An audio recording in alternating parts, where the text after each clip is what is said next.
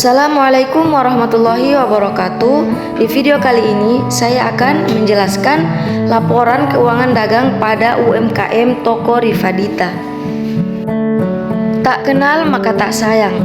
Perkenalkan, nama saya Dewi Ahmad dengan NIM 9214220008 dari program studi akuntansi kelas C. Langsung saja kita ke pembahasan pertama, yaitu profil usaha. Jenis usaha merupakan perdagangan. Nama usaha Toko Rifadita yang didirikan pada tahun 2018 oleh Ibu Suwarni Ka'abah. Lokasi usaha Jalan Pangeran Hidayat 1, Bulalo Timur, Kecamatan Kota Tengah, Kota Gorontalo.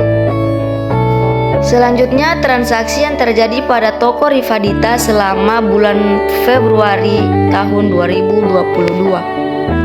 Pada awal bulan, di mana mereka menambah uang kas sebagai modal usaha, kemudian membeli bahan baku, membayar biaya listrik, dan mencatat transaksi pada awal bulan sampai dengan akhir bulan. Selanjutnya pada jurnal umum. Di sini jurnal umum digunakan untuk mencatat semua jenis bukti transaksi keuangan yang muncul dari transaksi keuangan suatu perusahaan dalam periode tertentu.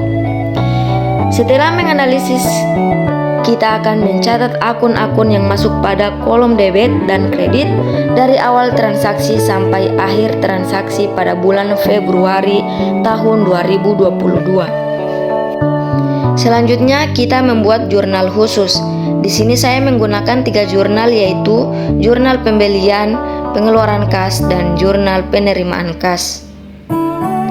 Pada jurnal penerimaan kas, kita akan mencatat penerimaan kas seperti modal dan penjualan dari awal bulan Maret sampai dengan akhir bulan Maret. Pada jurnal pengeluaran kas, di sini kita mencatat pengeluaran dari debit seperti pembelian bahan baku, membayar listrik, dan FRIF. Selanjutnya membuat buku besar untuk memposting akun-akun yang ada pada jurnal umum seperti kas, beban listrik, FRIF, pembelian, penjualan, dan kemudian modal. Kemudian neraca saldo.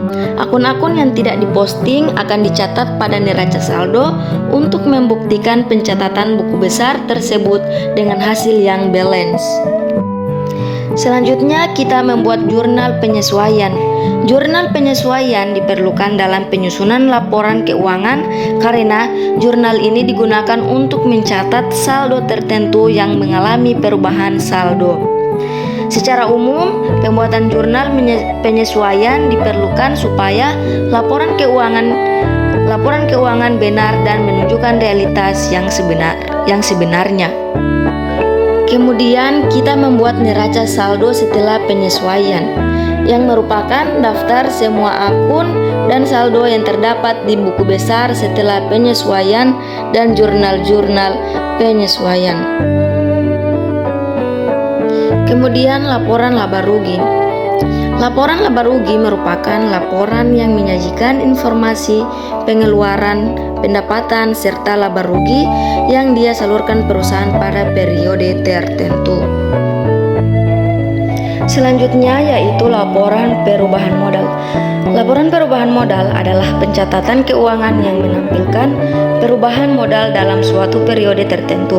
Laporan ini dibuat agar perusahaan bisa mengetahui informasi terkait peningkatan manapun penyusunan aktiva bersih pada periode yang ditentukan.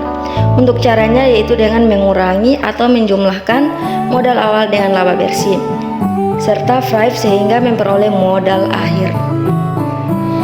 Di dalam akuntansi keuangan, neraca atau laporan posisi keuangan adalah bagian dari laporan keuangan suatu entitas yang dihasilkan pada suatu periode akuntansi yang menunjukkan posisi keuangan dari suatu entitas tersebut pada akhir periode tersebut. Kemudian membuat harga pokok penjualan untuk mengetahui apakah memperoleh keuntungan dari proses penjualan tersebut. Selanjutnya pencatatan jurnal penutup, di mana jurnal ini dibuat untuk menutupi beberapa akun, diantaranya akun penjualan, beban-beban, modal, dan FRIF pada akhir periode tertentu. Kemudian membuat pencatatan neraca saldo setelah penutup. Pencatatan ini digunakan untuk menutup akun-akun yang berada di neraca saldo awal. Selanjutnya, jurnal pembalik. Jurnal pembalik merupakan jurnal yang membalikan transaksi yang telah dilakukan di jurnal penyesuaian. Tujuan jurnal pembalik adalah untuk memudahkan pekerjaan akuntansi pada periode berikutnya atau menghemat waktu.